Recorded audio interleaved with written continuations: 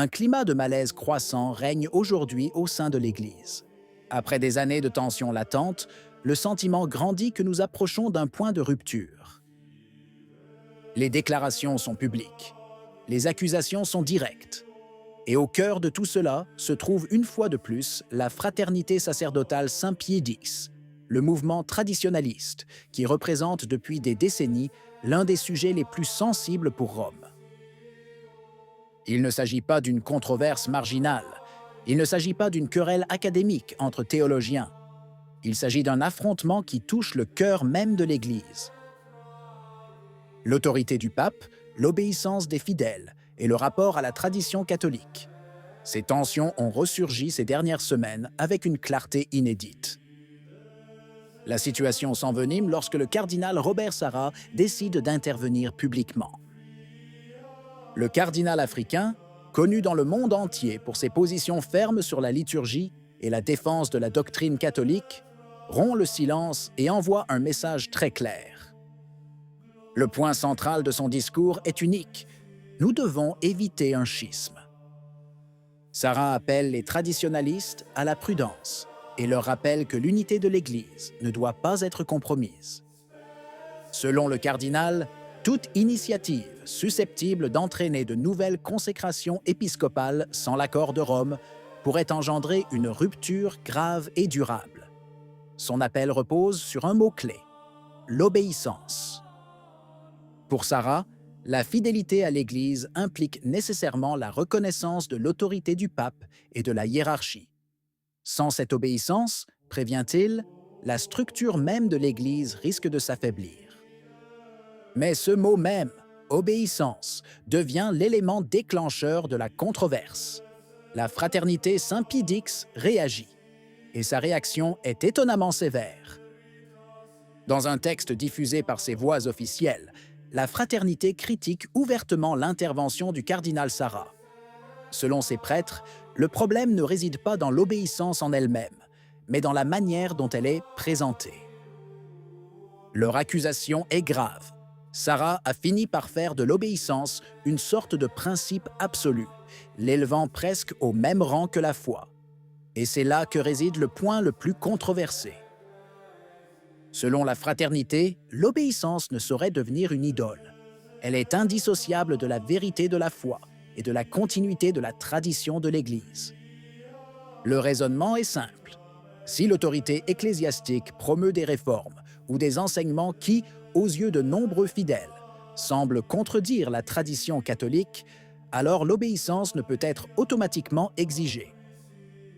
Autrement dit, l'obéissance n'est une vertu que lorsqu'elle reste ordonnée à la vérité. Si toutefois elle est utilisée pour exiger le silence face à ce que certains perçoivent comme une crise de foi, elle risque de se transformer en toute autre chose, une fausse obéissance. La fraternité insiste également sur un autre point décisif. Selon cette interprétation, le problème ne date pas d'aujourd'hui. Il ne résulte pas d'une décision isolée ni d'un document récent. Le problème, affirme-t-il, plonge ses racines dans les 60 dernières années. Selon eux, après le Concile Vatican II, un processus s'est développé qui a profondément transformé la vie de l'Église. Ce processus a affecté la liturgie, la pastorale et la présentation même de la doctrine catholique. C'est précisément pourquoi la fraternité juge insuffisant le simple appel à l'obéissance. Premièrement, selon elle, il faut s'attaquer à la crise. Alors que le débat s'enflamme, une figure inattendue fait son entrée avec une telle franchise, le cardinal Joseph Zen. Le cardinal part d'un point très clair. Le schisme doit être évité. Une division au sein de l'Église, prévient-il, causerait des dommages graves et durables. L'histoire nous rappelle que les fractures ecclésiastiques peuvent laisser des blessures qui persistent pendant des siècles. Mais le zen ne s'arrête pas là.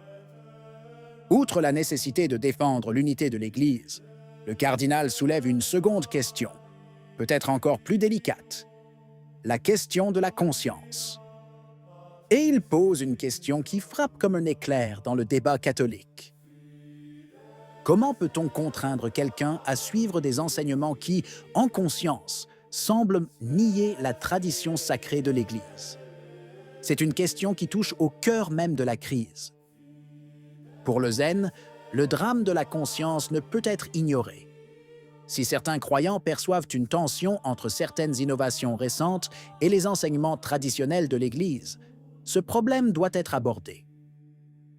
Le cardinal a également exprimé de sérieux doutes quant à la possibilité qu'un dialogue entre la Compagnie de Jésus et le dicaster pour la doctrine de la foi aboutisse à des résultats concrets. Il s'agit du cardinal Fernandez, préfet du dicaster. Zen suggère que quiconque est perçu comme promouvant une ligne théologique éloignée de la tradition aura du mal à comprendre les raisons de la compagnie. Mais l'intervention de Zen ne s'arrête pas à la question disciplinaire. Le cardinal aborde l'un des sujets les plus explosifs de ces dernières décennies, la liturgie. Selon Zen, il est manifestement erroné de tenter d'éliminer ou de marginaliser la messe dans le rite romain traditionnel. Il ajoute une considération controversée. Le Novus Ordo, affirme-t-il, n'a pas pleinement respecté les intentions des pères conciliaires. Cette phrase relance un débat qui fait rage au sein de l'Église depuis plus d'un demi-siècle. Pourtant, malgré ces critiques, le cardinal Zen conclut sur un ton étonnamment assuré. En effet, il nous invite à faire confiance au pape Léon XIV. Selon le cardinal de Hong Kong, le nouveau pontife est une personne à l'écoute. Une figure qui pourrait aider l'Église à distinguer entre le véritable enseignement du Concile Vatican II et ce qui a été présenté au fil des ans comme le soi-disant « esprit du Concile ».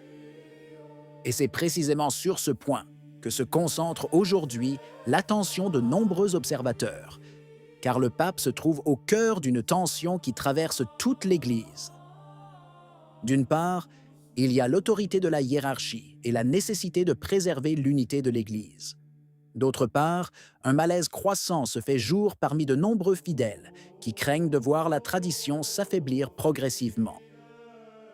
La confrontation entre le cardinal Sarah, la fraternité Saint-Pie X et le cardinal Zen montre avec une clarté impressionnante que le problème n'est pas simplement disciplinaire. C'est une question fondamentale. Qu'est-ce que l'obéissance dans l'Église? Où se situe la limite entre la fidélité à l'autorité et la fidélité à la tradition? Ce sont des questions qui traversent aujourd'hui le monde catholique avec une force toujours plus grande. Qu'en pensez-vous? Si la vidéo vous a plu, laissez un commentaire. Amen. Que Dieu vous bénisse.